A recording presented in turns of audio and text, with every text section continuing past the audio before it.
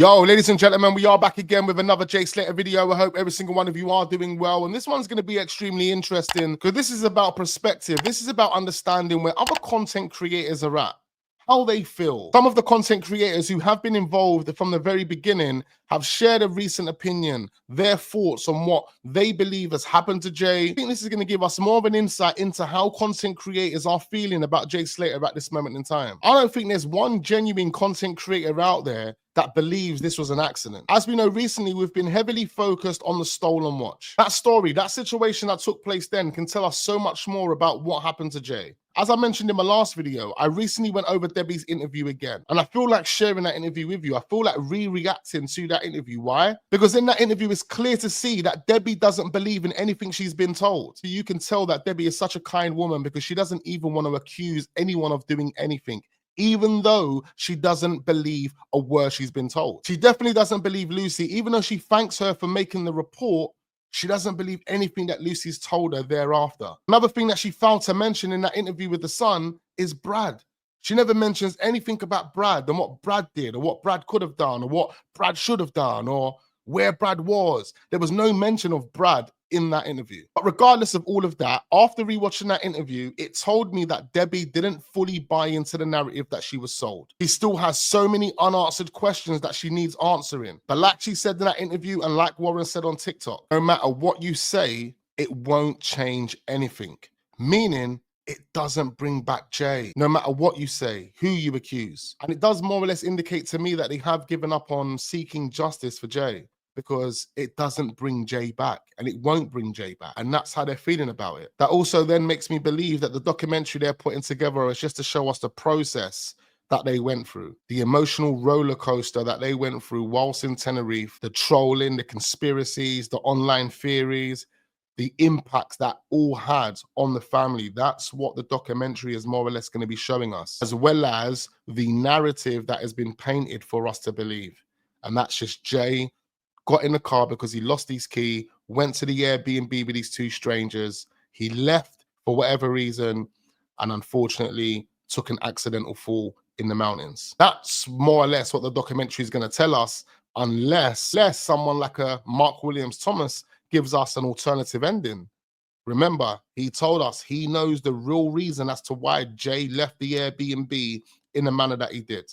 And his initial theory was Jay left in fear for his life. I'm really looking forward and highly anticipating Mark Williams Thomas's theory. And as we know, his theory includes this stolen watch. Here we are again, back to the starting block, talking about the initial theory, the stolen watch. That was the initial theory that was being suggested not only by Mark Williams Thomas, but the media, as well as people online, that connected to an incident that took place outside the NRG festival where an Eastern European man claimed his watch had been robbed. And then a fight broke out. According to the media, according to other sources in Tenerife, according to Jay's close friend Sol, Ayub made the confession and confirms that it's true, that the watch being stolen and the fight that broke out is actually a fact. It did happen. Now, if it did or it didn't happen, why would Jay be talking about it on his Snapchat? Why would Jay be telling the world that he just stole a watch and he's en route with two Somali kids to go and sell it for 10 quid? How can an incident that happens that can't be verified get linked to a person who was heading to this secluded Airbnb with two strangers, hours later going missing for 29 days and then being found dead at the bottom of a ravine? But then later on, all of the people involved with Jay, whether it was Ayub, whether it was Lucy, whether it was Brad, they've all downplayed it. How can Sol, who wasn't in Tenerife, tell us that Rocky and Ayub did steal the watch and take Jay back to the Airbnb with them? But when Brad and Lucy were asked about the same situation, they said they don't know nothing about it, but Jay wouldn't make that stuff up. By them saying that, they're incriminating Jay, but distancing themselves from whatever happened. Because they're basically saying, if Jay said that he did it, then he did it. Then you got to think, how do they not know that Jay was involved in some sort of incident that night?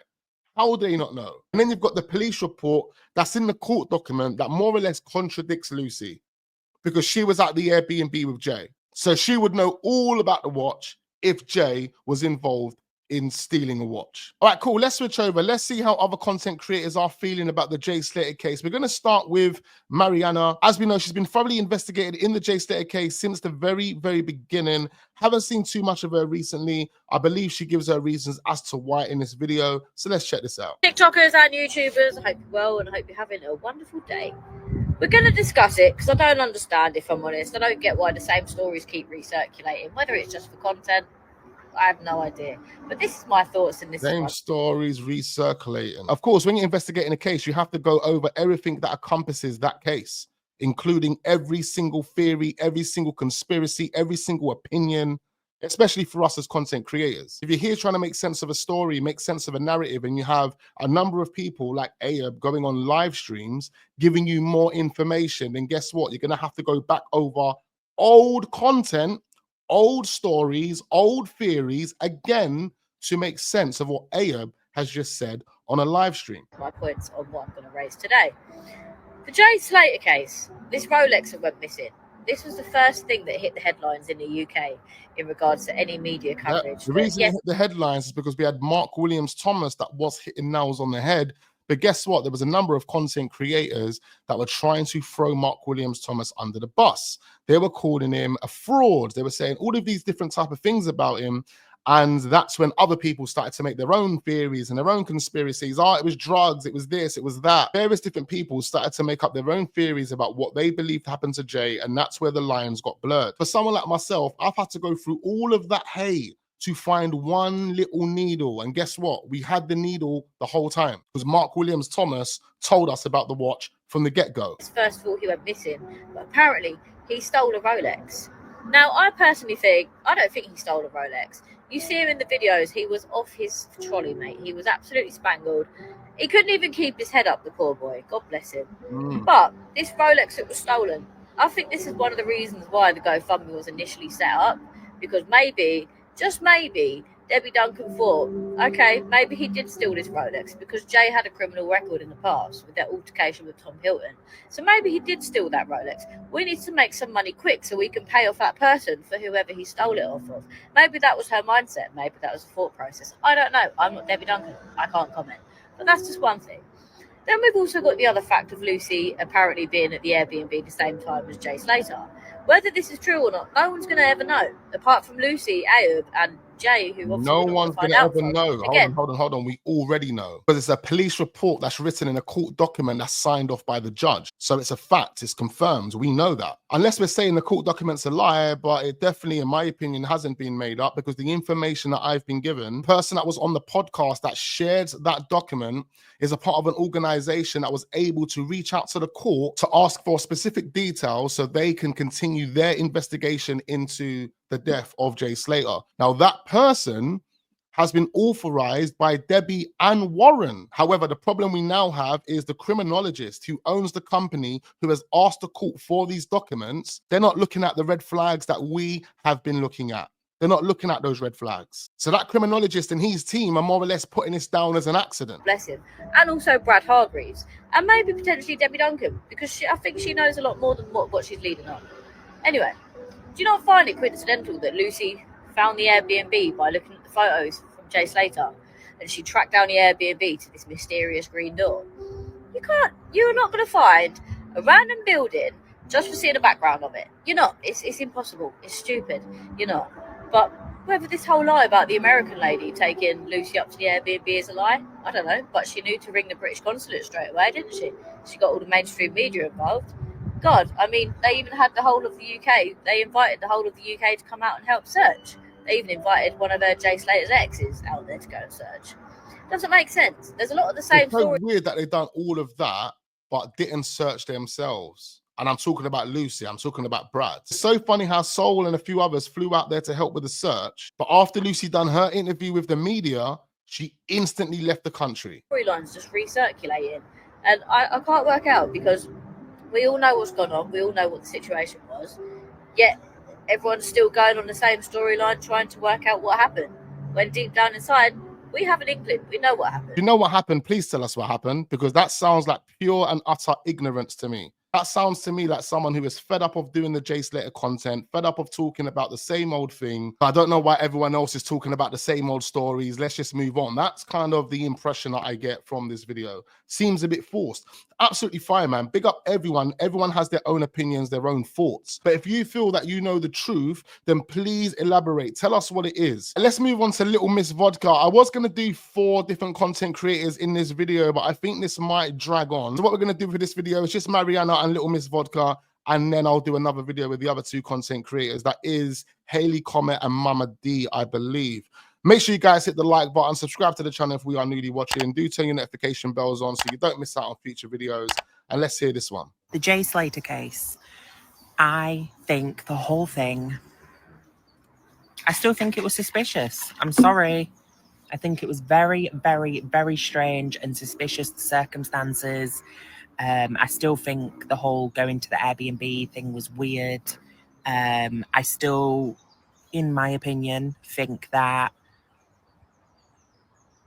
the friends, Brad and Lucy, yeah, they might not have known what was going to happen, but I feel like they knew a little bit more than what they were saying.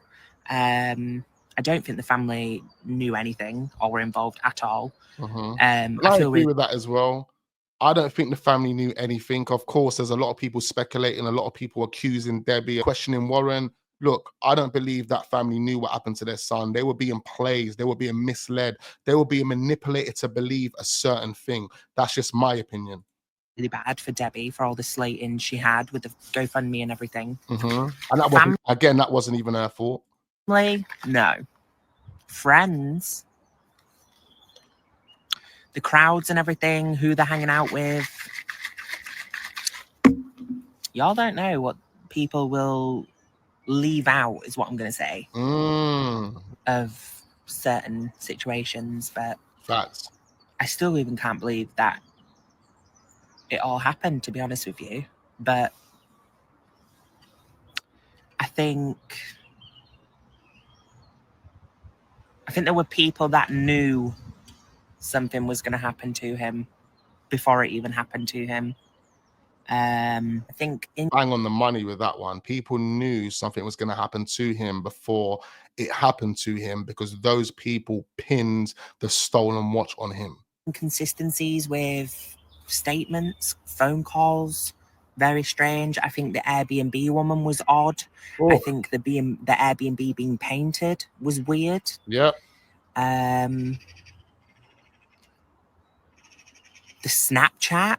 Yeah. Everything. Weird. Everything. And someone out there knows. Big facts. Ayub knows. Ayub Kasim knows. Exactly.